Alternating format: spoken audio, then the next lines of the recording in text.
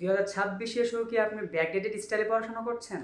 তাহলে আপনার জন্য 3টা স্টেপ আজকে আমি শেয়ার করব। নাম্বার 1, এআই এর ব্যবহার জানতে হবে আপনাকে। যেমন জেমিনি, চ্যাটজিপিটি, গ্রামারলি অথবা গুগল এলএম। নাম্বার 2, প্রতিদিন টু ডু লিস্ট করুন। টু ডু লিস্ট অনুযায়ী আপনি প্রতিদিনকার কাজ প্রতিদিনকে সম্পন্ন করুন। নাম্বার 3, এখন থেকে জিকে নলেজ আপনার প্রচুর পরিমাণ বাড়ান।